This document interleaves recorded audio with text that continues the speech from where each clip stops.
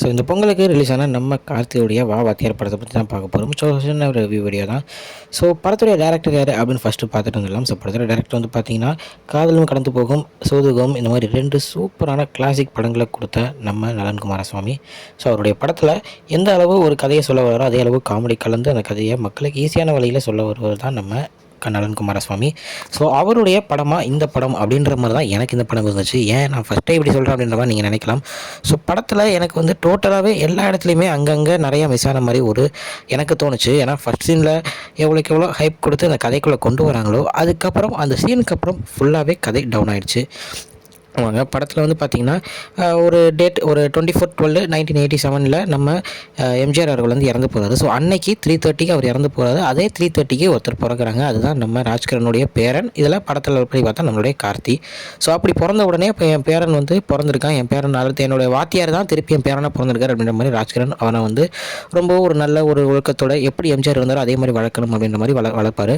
So இப்படி அவர் இருக்கும்போது ஆனால் இவர் நம்ம கார்த்தி வந்து அது எல்லாத்தையும் மதிக்காமல் காசு வாங்குறது, மக்கள்கிட்ட லஞ்சம் வாங்குறது அப்படின்ற மாதிரி ஒரு போலீஸ் வேலையை பார்த்துட்ருப்பார். ஸோ இது தெரிய வரவும் நம்ம ராஜ்கிரனும் இறந்ததுக்கப்புறம் எம்ஜிஆரோட ஆவி நம்ம கார்த்திக்குள்ளே போய் ஒவ்வொரு நைட்லேயும் அவனுக்கு வெளியே வந்து அங்கே இருக்கிற கெட்டவங்களை என்னெல்லாம் பண்ணுறான் அப்படின்றது தான் கதையாக சொல்லியிருந்தாங்க. நான் ஃபுல் படமே சொல்லிட்டேன், நீங்களே நினைக்கலாம் என்னோட ஃபுல்லாக சொல்லிட்டேன்னு.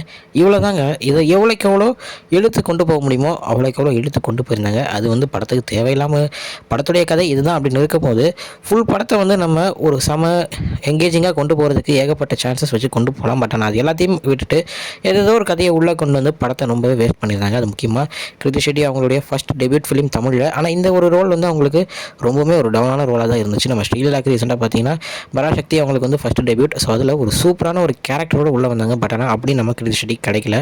ஸோ படத்தில் ஃபுல் அண்ட் ஃபுல் ரொம்ப ட்ராபேக்ஸாக சொல்ல நீங்கள் நினைக்கலாம். இந்த படத்தில் ஒன்று ஹைலைட்னா நம்ம கார்த்தியுடைய நடிப்பு. ஏன்னா எம்ஜிஆருடைய ஆவி உள்ளே வரும்போது அந்த மாடுலேஷன் அதுக்கப்புறம் அவருடைய மாடுலேஷன் ரெண்டுத்தையுமே பிரித்து பார்க்குற மாதிரி சூப்பராகவே ஒரு மாடுலேஷன் வந்து கொடுத்துருப்பாரு, டிஃப்ரென்ஸ் கொடுத்துருப்பாரு. ஸோ அது வந்து நல்லா இருந்துச்சு எனக்கு பார்க்கும்போது. ஸோ அதே மாதிரி எம்ஜிஆர் மாதிரி அவர் வரும்போது சூப்பராகவே அந்த ஒரு எம்ஜிஆருடைய லுக்காக இருக்கட்டும், அந்த நடையாக இருக்கட்டும், அந்த பேச்சாக இருக்கட்டும் எல்லாத்தையுமே வெளியே கொண்டு வந்தார். ஸோ அதில் நம்ம கார்த்தியை அடிச்சிக்க முடியாது. ஸோ கார்த்தியோட நடிப்புக்காக இந்த படத்தை வந்து பார்க்கலாம். பட் இருந்தாலும் படத்துக்கு இது எந்த இடத்துல பாதிக்கும் அப்படின்னு பார்த்தீங்கன்னா படத்துக்கு பாதிப்பே இல்லை. ஏன் அப்படி சொல்கிறேன்னா படத்துடைய டோட்டல் செலவு நீங்கள் கூகுளில் சர்ச் பண்ணாலும் நீங்கள் இதில் பார்த்தாலுமே 4 கோடி தான். ஸோ அப்படி 4 கோடி இருக்கும்போது ஃபஸ்ட் டேயில் அவங்களுக்கு வந்து வசூல் 2 கோடி. ஸோ இன்னும் 2 கோடி எடுத்துட்டா படத்துடைய வசூலை அவங்க வந்து அடைச்சிருவாங்க. ஸோ அப்படி இருக்கும்போது அவங்களுக்கு இது ஒரு ஹிட்டு தான். விமர்சன ரீதியாக படம் வந்து ரொம்பவும் டவுன் ஆனாலுமே வசூல் ரீதியாக படம் ஹிட்டு தான். ஸோ தேட்டரில் போய் பார்க்கணும் அப்படின்னு நினைக்கிறவங்க போய் பாருங்கள். நான் யாரையும் வந்து என்னுடைய வியூவை தான் நான் சொன்னேனே தவிர நீங்கள் போய் பார்த்துட்டு எப்படி இருக்குது அப்படின்றத மறக்காமல் கமெண்ட்டில் சொல்லுங்கள். Bye friends.